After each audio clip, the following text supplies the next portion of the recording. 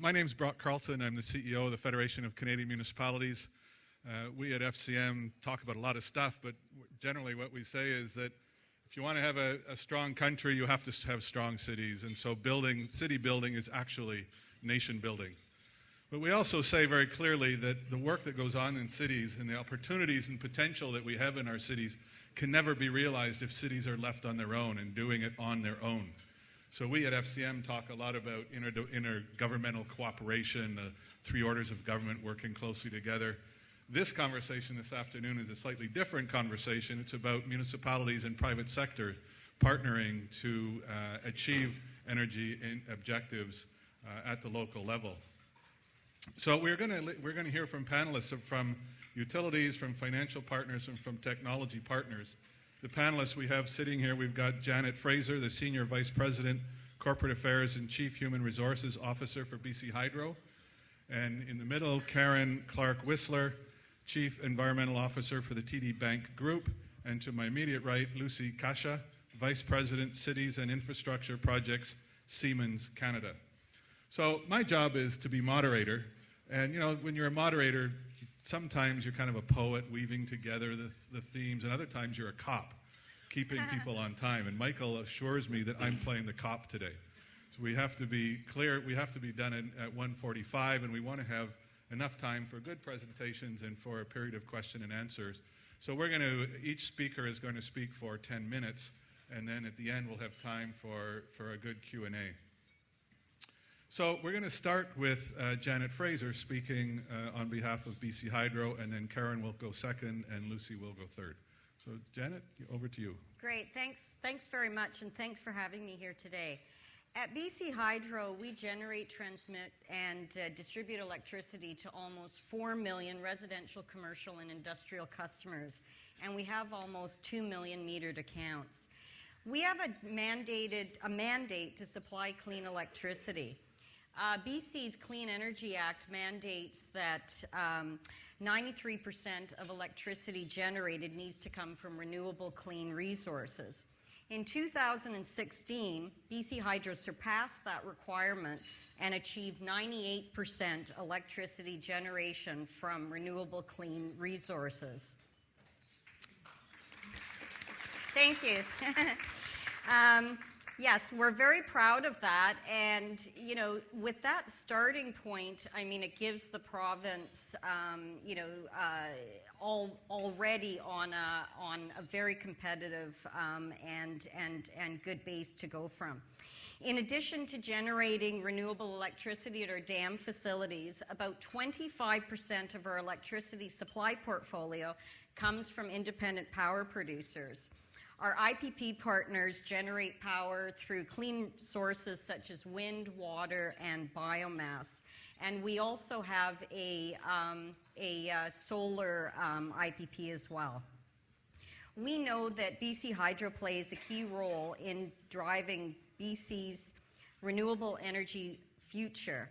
As the mandated supplier of clean electricity in the province, BC Hydro takes a long-term view in our electricity planning.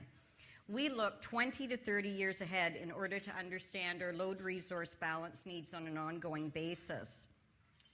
One of the most interesting aspects of long-term planning is anticipating technology advancements. We have to think, what are the emerging technologies and how could that change our province's electricity system, and how can we plan and adjust for that? A recent example, and one example that we've been working through quite a bit at BC Hydro, is the growth of electric vehicles in the province. As they become a more viable, affordable option for some customers, we've supported the installation of a network of public fast charging stations across BC, and we really need to look at how the growth of electric vehicles impacts demand in the province and how we adjust to meet that demand. We can also see the growth of distributed energy generation on the horizon. Customers can already generate their own electricity and supply it back to the BC Hydro grid when and where it's economically viable for both parties. As small-scale solar technologies become more affordable, we know their popularity will grow with some residential customers. So there are many factors to bring together in our long-term electricity plans, and we manage this process through the Integrated Resource Plan, or what we call our IRP. And the IRP is a long-term plan to meet British Columbia's future electricity demand through conservation, generation, and transmission. The IRP process and plan supplies us a roadmap for our investments in both the short term and the long term. There is a long lead time required to build new resources, so we plan ahead so that they are in place when we need them. We do this IRP every 5 years with the provincial government, and we're now in the planning stages for our next IRP, which will be filed with the provincial government in the fall of 2018. The IRP process has a very extensive stakeholder engagement process involved with it. We have initiated a technical advisory committee, and the mandate is to provide expert advice and feedback on our plans. The committee represents a cross-section of knowledgeable experts with a significant interest and stake in BC's resource planning process, including the Clean Energy Association, BC First Nations, the Ministry of Energy, and the BC Utilities Commission. The IRP process begins by reviewing BC Hydro's load forecast, creating multiple scenarios about how the future may unfold for us. And we really don't think of them as predictions. We think about them as different worlds that could unfold depending on what happens with the global economy, with technology advancements, because we can't predict exactly what the world's going to look like in 20 to 30 years. We have to have a number of scenarios that we can be planning and building for, and then we need to have signposts along the way so that we can adjust our plans. And the scenarios are designed to really stretch our thinking about the opportunities and the threats that the future might hold, and to weigh those opportunities and threats carefully when making long-term strategic decisions. As part of the IRP planning process, we consult with customers and stakeholders in order to understand their future energy needs and expectations. And we also engage First Nations in that process. So as I mentioned, the IRP work plan is in progress, and anyone who is interested can definitely visit the BC Hydro website and participate. Outside of this IRP process, we also do short and long-term planning, working with municipalities and creating partnerships that help both parties understand each other's perspectives and needs. Recently, we've been very proactive in our customer partnerships, including the City of Vancouver, through entering a memorandum of understanding that outlines our aligned energy management and renewable energy objectives. These agreements help us clearly outline a defined roadmap to work with our customers and other stakeholders. Another strategic partnership that has been very successful for us is with Port Metro Vancouver to supply shore power to cruise ships docking at Canada Place. This was the first shore power program in Canada, and it was introduced in 2009. And since that time, the program has reduced greenhouse gas emissions and improved local air quality by plugging in cruise ships and reducing use of their diesel engines while in port. And due to the success of that program, the federal government and the Port Authority are investing in shore power infrastructure at 2 container ship ports in addition to the Vancouver port.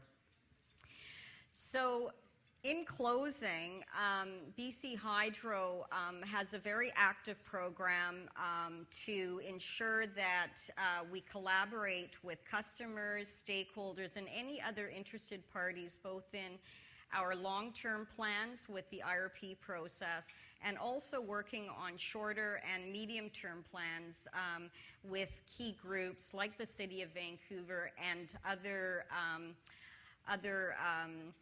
customers that approach us, and it's very important for us to have a clear roadmap and a clear understanding of both parties' objectives and needs, and that way we can come to better outcomes in a collaborative way.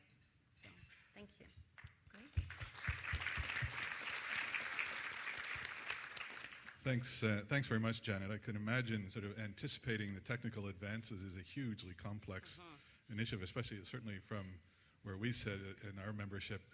I'm trying to figure out how that's going to impact the urban planning and the urban design. The use of energy in an urban setting is really complicated. So it sounds like you've got a pretty good process on the go. Yeah. Great. Thank you for that. Thank you. Karen from TD Bank. Great.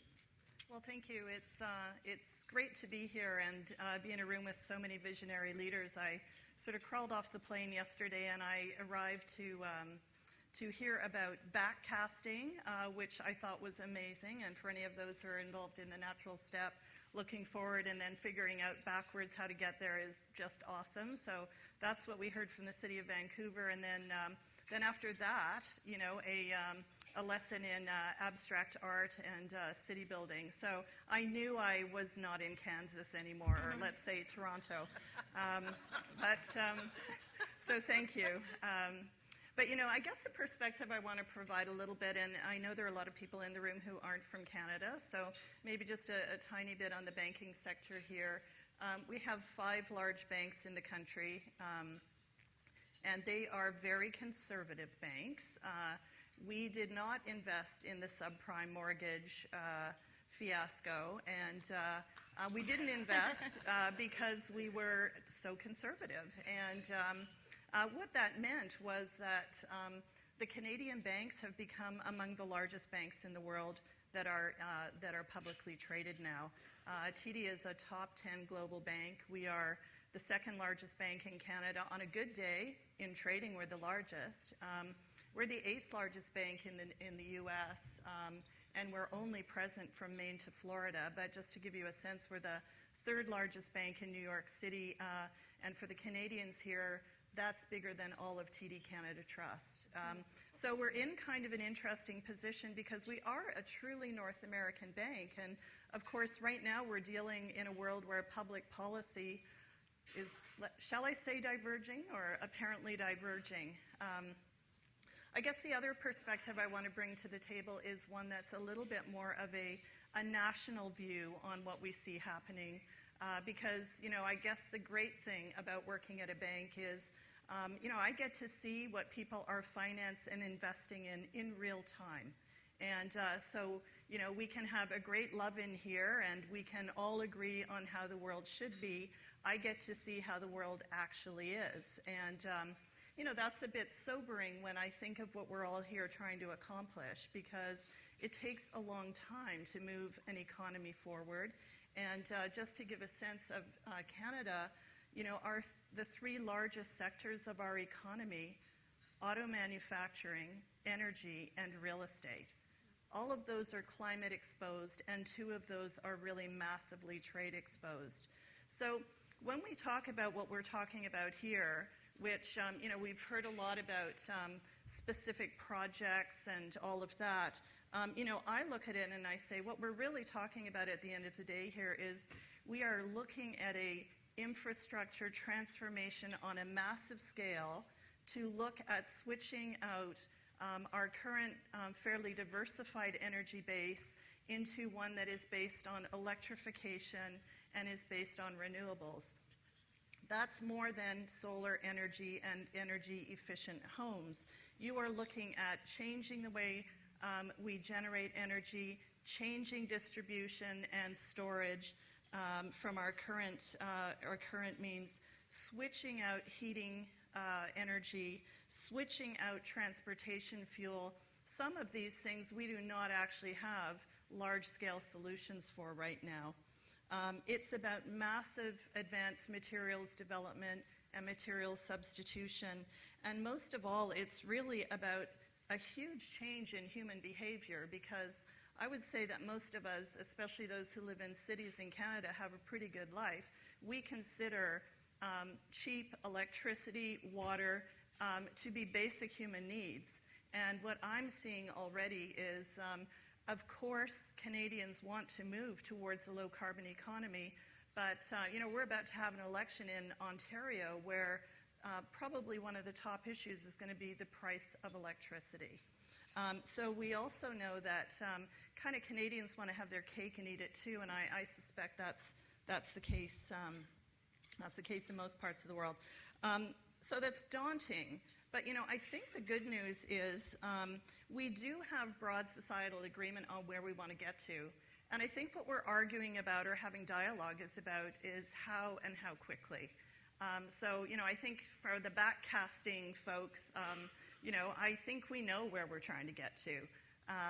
And so having said that, I thought I'd give a little bit, Michael had asked me to speak a little bit about what TD is doing, but also more broadly what the banking sector is doing around the low-carbon economy, and then hopefully you will ask questions about, tell me what we're not doing. But when I look at TD, we are pretty proud of the fact that we have been North America's greenest bank for a number of years, rated by independent rating agencies. And one of the things that we did when I took the role on, and I'm the only chief environment officer of any bank in North America, I am a scientist. We took the bold move to say, you know what, we have over 3,000 facilities at TD and we have 85,000 employees. We're going to use ourselves as a giant petri dish. We're going to use ourselves as a test lab around what works in the low-carbon economy, what the risks are, what can be scaled. So, we became carbon neutral in 2010. We're the first Canadian member of the RE100. We're usually at the top of Canada's Carbon Disclosure Project. And basically, we've reduced our own greenhouse gases by 30% in the last 7 years, while also growing our revenues by 30%. So, thanks. So I think we've been able to take a lot of those learnings and leverage those into the financing world. If I had my way completely, we'd be doing a lot more. But we've made a start. And so the first thing I wanted to talk about was this notion that we are all in this together, and that the transformation we're trying to make is much bigger than any sector, company, or individual can make. And I'll just give you a couple of examples of some of the projects that we have worked on with usual and unusual partners. So here in Vancouver, we've worked with Bullfrog Power to switch out 100% of our energy footprint for all of our facilities here in Vancouver. So renewable energy for electricity, biofuels for transportation, and green gas for our heating. We've also just finished some work with the Pembina Institute here in Vancouver, where we looked at what changes have to be made to the municipal and also national building codes to help move us forward to the new guidelines around net zero and even net positive buildings. And unless we forget the other side of climate change, in Miami, where I think somebody said this morning that they're literally using pumps to stop themselves from sinking into the sea, we've done some work with the City of Miami, the Trust for Public Lands, to create much needed urban green space, which does not really exist in the center of Miami, that is also climate resilient. And so these will be areas of water storage during flooding. And that was, believe it or not, that's a great way of managing for resilience that there really hasn't been done a lot of yet, thinking about how parks and urban spaces can be used for resilience protection. From the perspective of the low-carbon economy, I guess, to date, we're at $12 billion. It says from 2006, but to be really honest with you, until about 2010, it was hydro and nuclear, which we've had around in Canada for a very long time. What we have seen just through market forces, holy crow, okay, only 1 minute left. What we have seen just through market forces is basically oil and gas financing stagnant.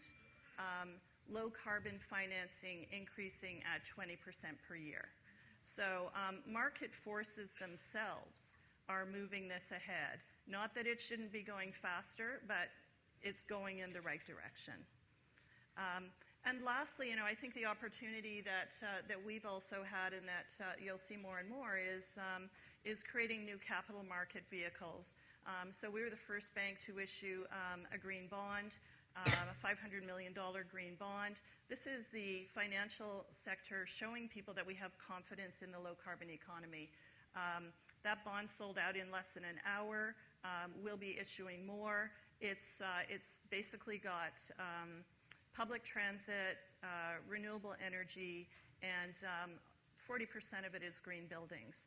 So there's a huge appetite. This is a market that is growing very, very quickly, and I'm being cut off. Thank you very much.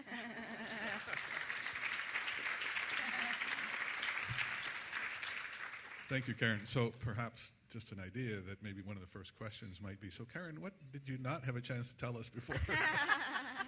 But I was the bad stuff. I was thinking about your comments around the sort of the massive shifts that we need to undergo in behavior and in infrastructure decisions and management. Yesterday I was talking to the Deputy Minister of Infrastructure in the federal government, and he was talking about the investment of $186 billion that this government is setting up to make in infrastructure, not city infrastructure, but generally infrastructure. And what a remarkable opportunity we have if we can get the decisions to be made more effectively, help our politicians all across the spectrum to make more useful, more effective decisions with all that infrastructure investment. Anyway, thank you for those comments. So now we'll hear from Lucy from Siemens. Great. Well, thank you. And I think that we have a great panel here, and I just wanted to say it's very odd for us to see 3 women and one gentleman. But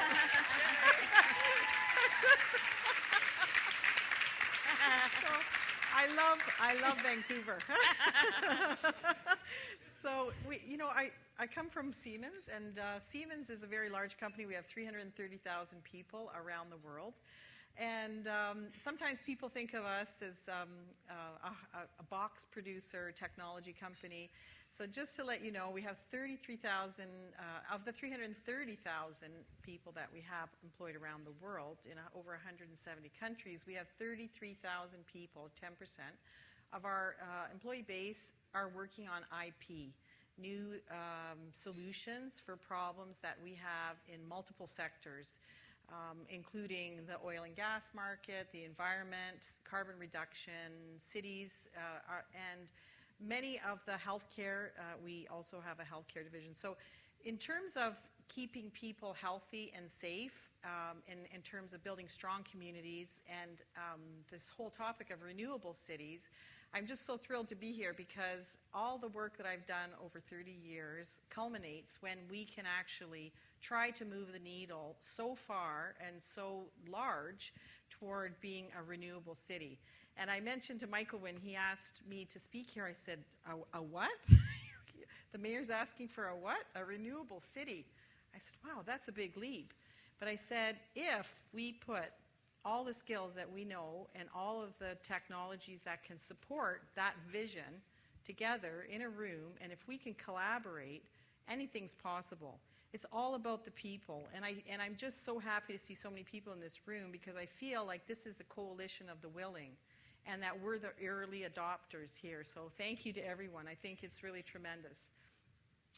A little bit about how we see renewable cities, and in the background of this picture, I'm going to show you. This is a little bit of a surprise for you, but I will tell you a little bit more about what that picture means.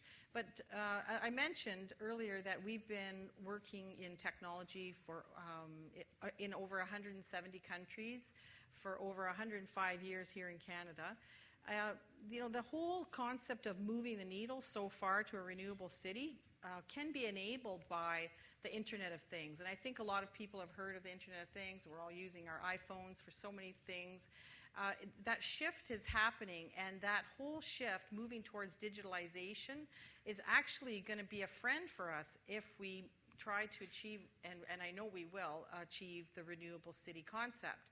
Because if we can use technology and if we can enable the assets that we have in cities to be digitally enabled, to transmit information, not just in one way, which it was primarily designed for, especially our older power grids, but if we can transmit information in two ways, if we can build intelligence, if we can start to see what the trends are with data, we can actually become smarter.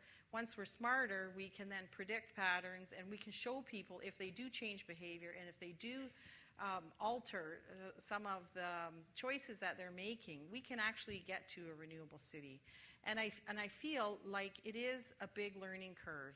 And so one topic that we have taken on is to develop our people skills. So much of what needs to happen needs all of us to contribute to it, not just the next generation.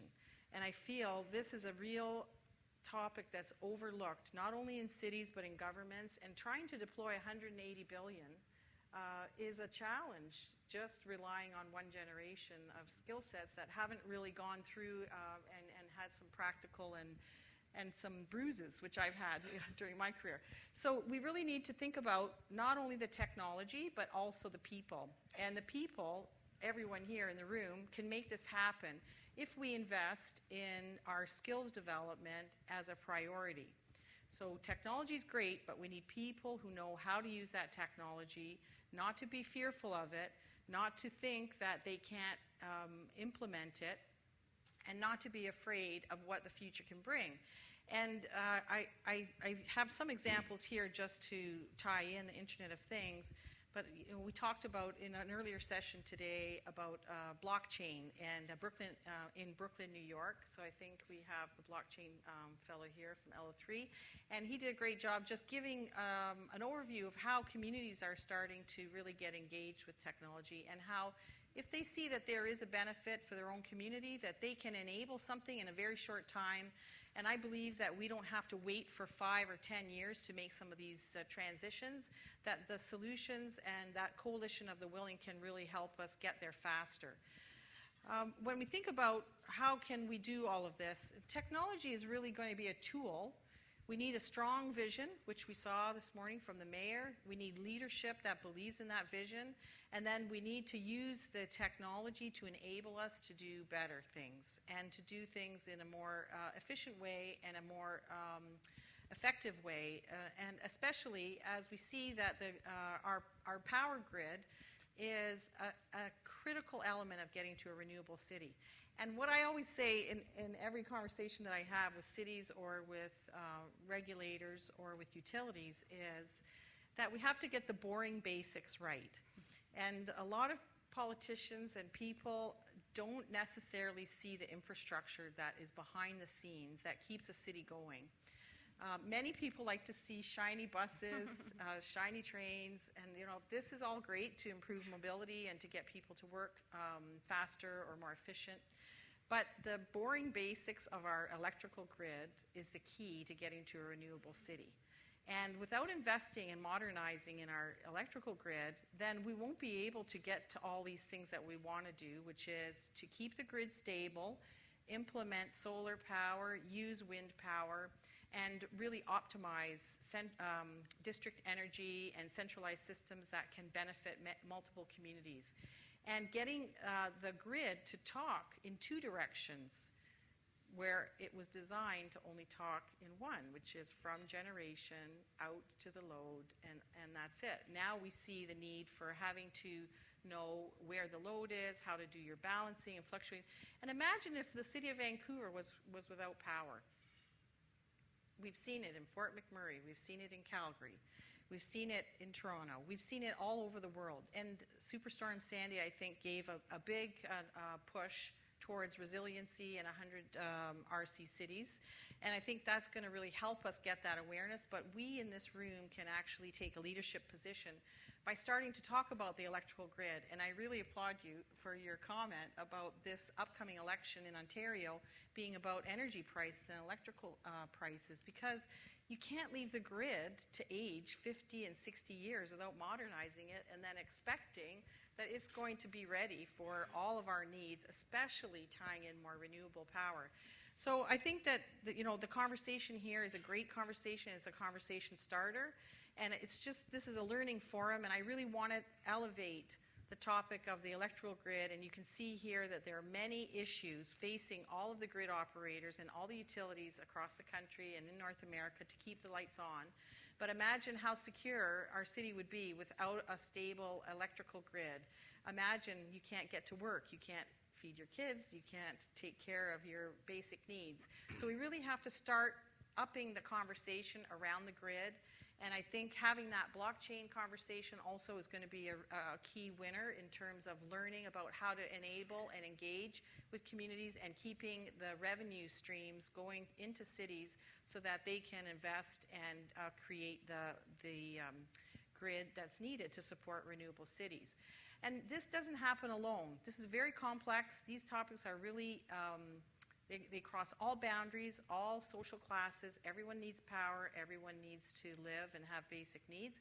And so my position here today in my call to action would be to really consider new collaboration models, new models for business where we can work together as a technology provider such as our company Siemens, and there are others as well. We do believe that there is a transformation that can occur. We ourselves also committed to 100% CO2 reduction by 2030, and that's going to take a lot of technology, but not only that, a lot of collaboration among government and among ourselves. So we think that there's a lot to do, and we think it can be done. And if we can work on governance models and new business models such as pay for outcomes or pay for service such as cloud-based solutions, then we don't have to put all the load on the cities to buy all the assets. We can, technology companies like ours can be paid for the outcome, and we can guarantee the equipment. We're not afraid of it. We don't have an issue implementing technology. Our challenge typically is the adoption of new technology that you need to create that 100% renewable city. And I know we've talked about it, and it includes the storage topic as well, which is a newer and emerging area. But as I said, if we will guarantee it, then it eliminates some of the fear factor for the elected officials. So we've done things all around the world, just to let you know, and I know that people love shiny things. So the e-bus, which is 100% renewable electricity based, is out there. It exists. It's real. And I would just like to say we've built this most sustainable building in London, UK, in the Docklands. And my call to action here is seeing is believing, and I welcome you to come to our London Crystal, which is the most sustainable building in the world, and I will help you get a tour there so that you can see that it can be achieved and we can get to a renewable city. Thank you.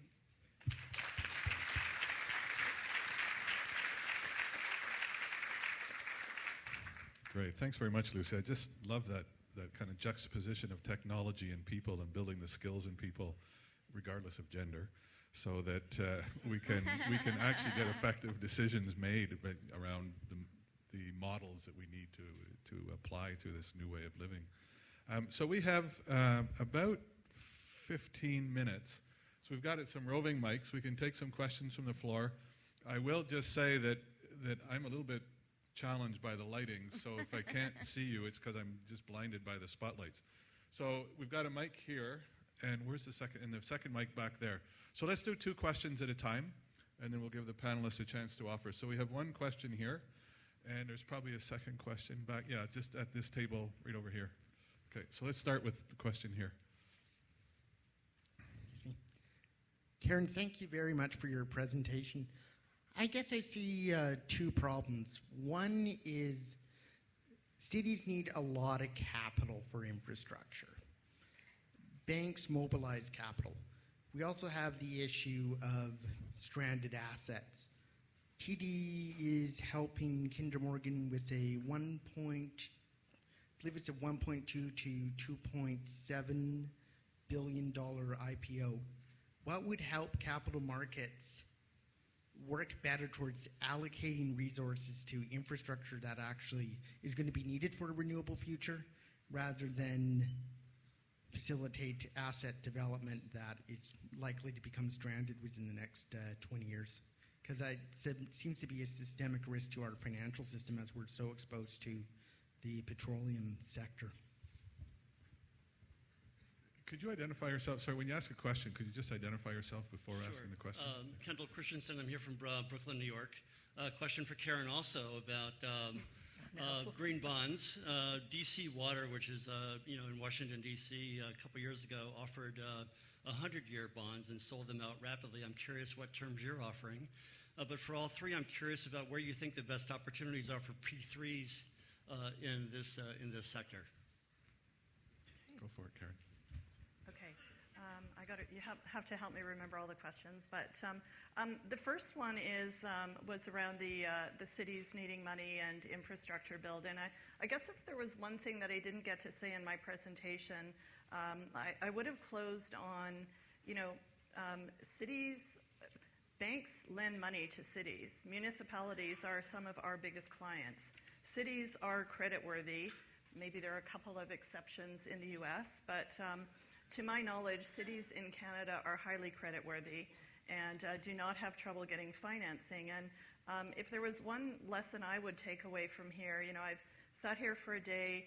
It's all been about projects, project this and project that.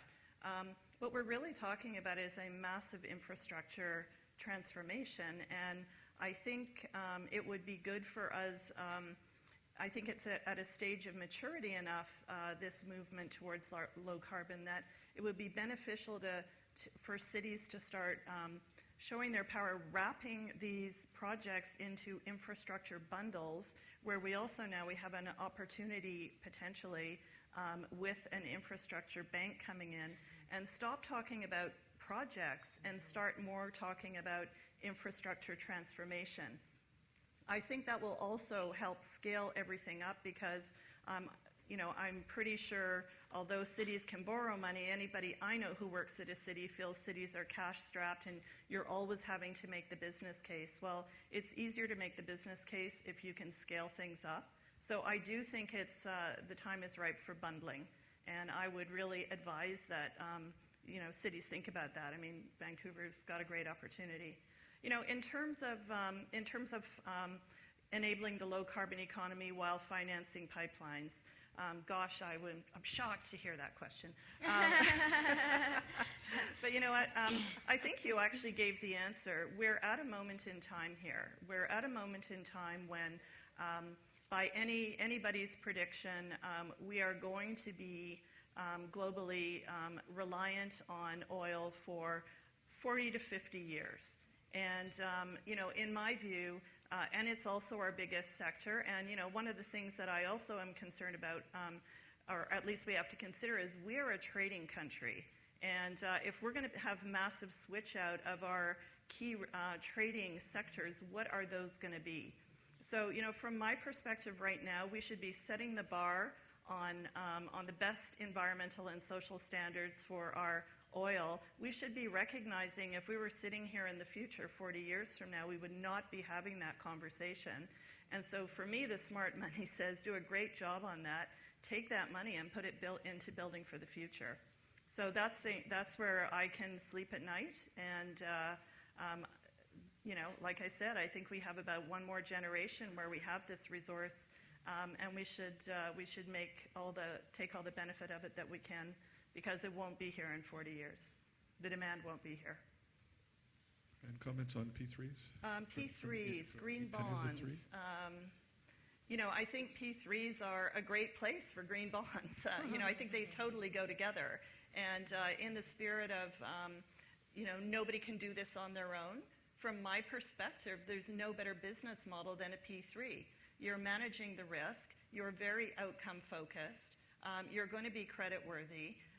And that's why I think you start seeing the province of BC is raising a green bond. The province of Ontario has just raised its second green bond.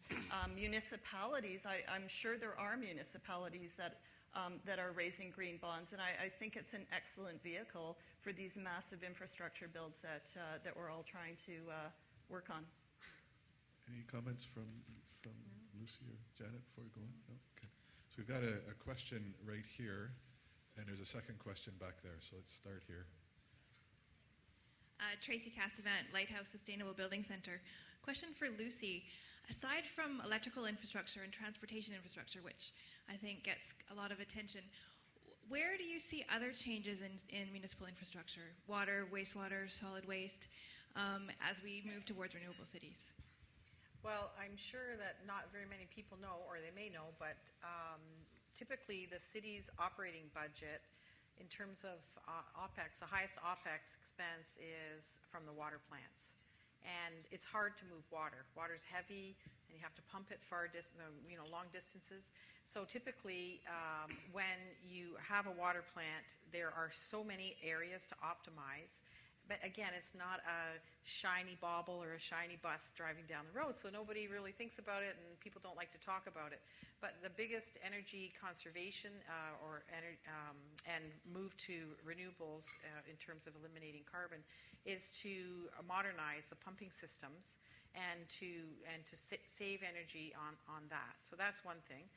The other areas that we see are also in buildings. Well, buildings consume a lot of energy, and so the renewable power concept, making the building itself like a battery itself, a battery storage. If you have solar, if you have other renewable that you can tie into, even a district energy system, as the building is not consuming at the off-peak times and so on, it can shed its load. It can share power between buildings, so you can go building to building rather than building directly to the grid, and vice versa. So there are so many levers.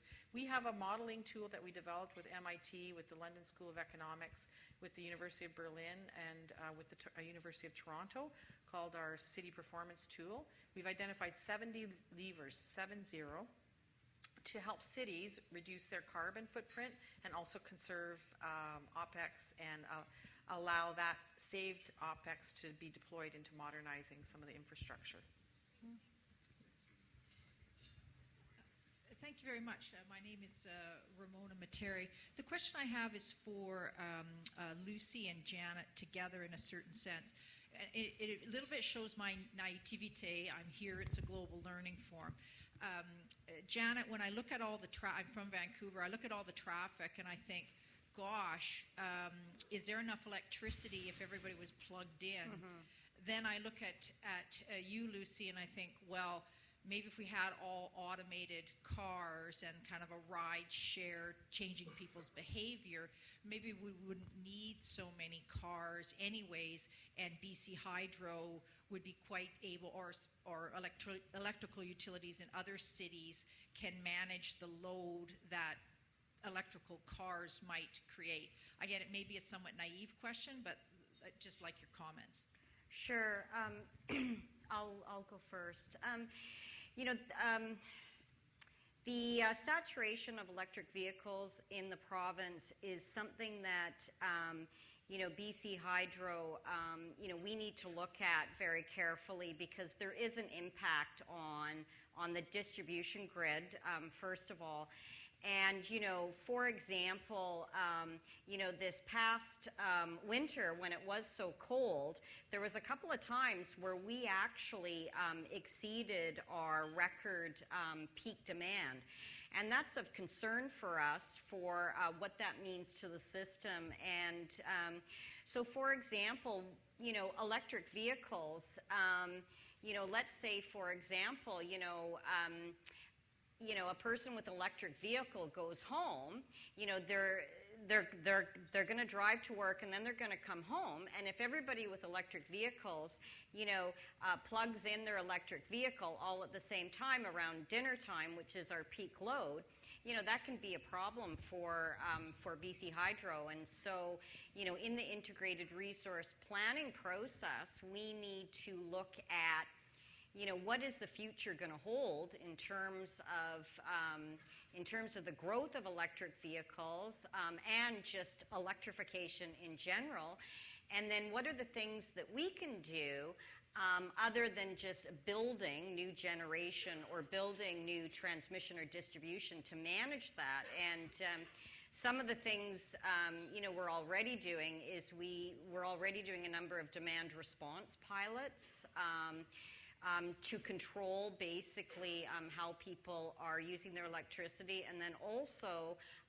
looking at different types of rate structures. For example, if you have an electric vehicle, to entice people to maybe plug it in at a different time of the day so that it doesn't impact the peaks. So those are just some of the ways in which we're thinking long term about what this impact is going to have.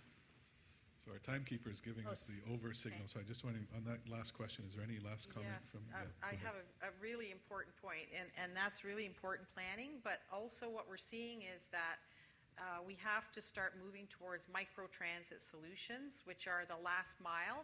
Most people are driving less than 5 kilometers, maybe to public transit, or many times there are many neighbors in their own block or in their own community that are trying to get to the same destination. And without knowing that, everyone jumps in their own car, and then you have that challenge. So the move towards MicroTransit will be to enable you with technology to know maybe another neighbor's going to the same location or generally in the same direction as you. So it's going to give you some more choices. And then there's what's called a last mile, where we have automated people movers, and these are primarily can be electric, and they primarily are. They don't necessarily have to be, but the people movers concept is, again, that you're going to consolidate more than just one driver per car, because you need to eliminate, every city is in the same jam. We have too many people. Everyone now has 2 and 3 cars. It's not where we used to have 1 car per family. So the roads aren't big enough, and unless we want to just keep building roads and we have unlimited funds, we'll never come up to the solution. So we need to get more people ride sharing, MicroTransit, last mile. These things will help us to get to the renewable city. Karen, anything to add? That's an amazing future you imagine. Anyway, this brings our panel to a close. The session started at 2 o'clock, so if you haven't picked up your cards, they're out there on the tables. I'd like to please just ask you one round of applause to thank the panelists.